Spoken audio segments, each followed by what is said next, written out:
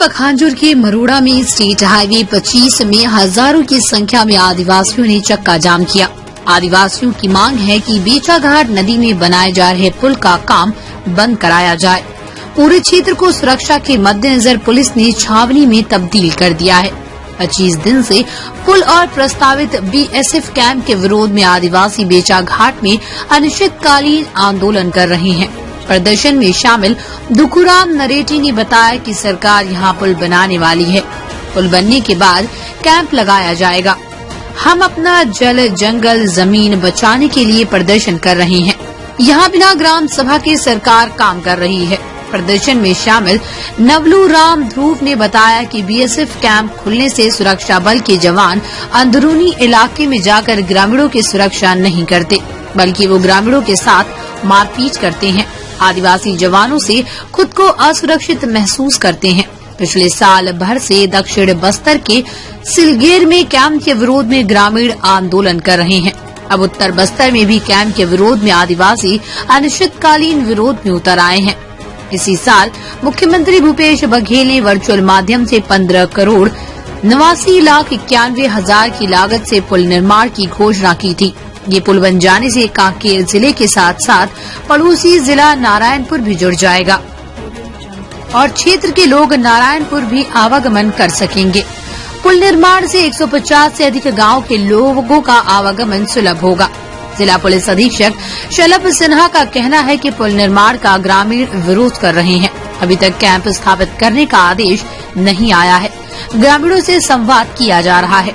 दिन से आंदोलन जारी है, क्या कुछ मांगे हैं आदिवासी? देखिए, ये दुर्भाग्य है कि छत्तीसगढ़ में 5वां अनुसूची संविधान में व्यवस्था है। उस व्यवस्था के अंतर्गत पूरे आदिवासी समाज लगभग 24-25 दिन हो गया आंदोलन कर रहा है। दुख इस बात का है, प्रशासन में शासन में बैठे हुए लोग यहाँ तक आके आदिवासियों का मांग के बारे में एक शब्द भी नहीं।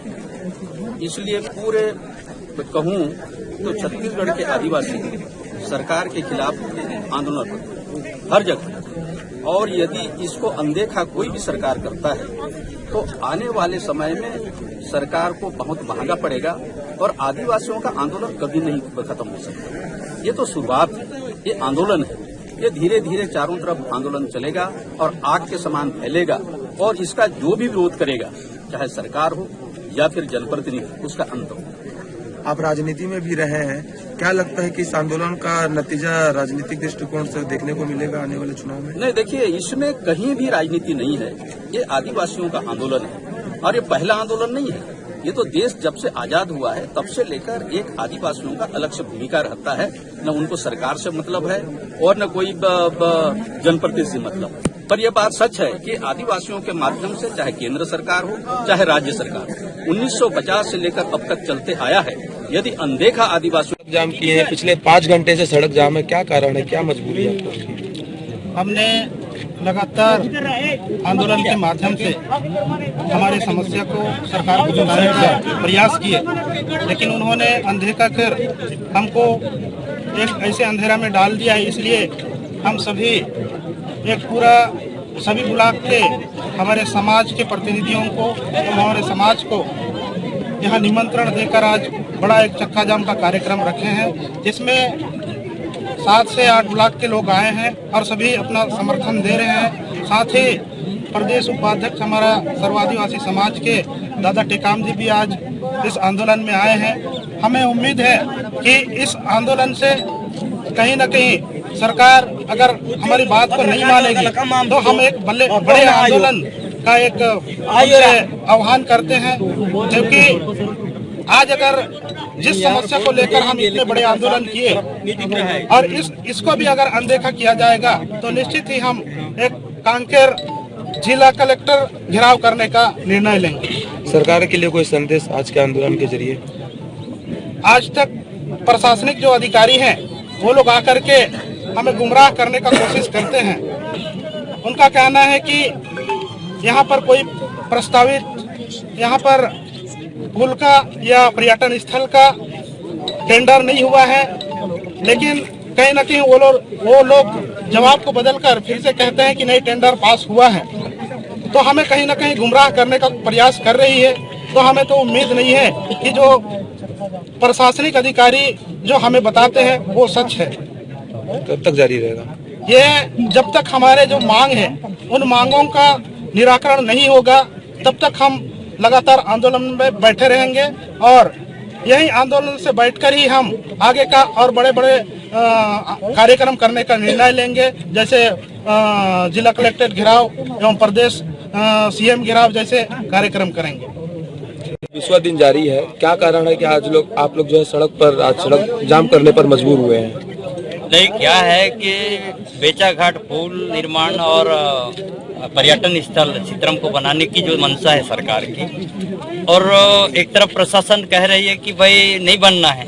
अब अभी हाल ही में तहसीलदार साहब बोले कि टेंडर हो गया है, टेंडर हो गया भी बोल रहे हैं और ऐसा कोई जानकारी नहीं है प्रशासन को। ये मतलब भ्रमित करने वाली बात है। पुल का निर्माण होना चाहिए लेकिन ऐसा पुल नहीं चाहिए जो जिससे आदिवासियों के अस्तित्व और अस्मिता को खतरा हो, जल जंगल जमीन और संसाधन को खतरा हो, लूटने के उद्देश्य से बन रहा हो। तो ऐसे पुल का विरोध हम अभी से नहीं सदियों से करते आ रहे हैं और आज भी करेंगे, कल भी करेंगे। आज 24-25वां दिन हुआ है और निरंतर जारी रहेगी। अब तो सड़क में उतरे हैं, कल कलेक्ट्रेट घेरेंगे, परसों रायपुर भी घेरेंगे। ये जारी है, चल ही रहा है। 24वें दिन से आप लोग का आंदोलन जारी है, क्या लगता है सरकार आप लोगों की मांगों को अनसुना कर रही है? हाँ, वो तो जानबूझ के ना, जिन कॉर्पोरेट घरानों के लिए सत्ता में बैठी है जो सरकार, वो तो तय है कि उन कॉर्पोरेटों को, पूंजीपतियों को जंगल में लाने का उद्देश्य चल रहा है उनका। कब तक जारी रहेगा आंदोलन? ये जब तक हमारी मांग पूरा नहीं होगी। सरकार खुद लिख के नहीं देती कि ऐसा प्रोजेक्ट नहीं है, हम नहीं लागू करने वाले। अब ऐसे भी ग्राम सभा को पावर है, यहाँ पर सुप्रीम कोर्ट है ग्राम सभा यहाँ पे ऑलरेडी। उसके बावजूद भी ग्राम सभाओं को दरकिनार करके आज जगह जगह बीएसएफ कैंप खोल रहे हैं, दुनिया भर का खोल रहे हैं, जबकि ग्राम सभा जिन मांगों को मांग रही है सरकार से, अब तक उन मांगों को पूरा कर नहीं रही है। जिन मांगों को जो पूंजीपति बंद कमरे में जो कर रहे हैं एग्रीमेंट गवर्नमेंट के साथ, वो पुलिस फोर्स और हथियारबंद लोगों के साथ आके कर रहे हैं और मार रहे हैं हम लोगों को। समय न्यूज के लिए पखानजोर से विप्लव कुंडू की रिपोर्ट।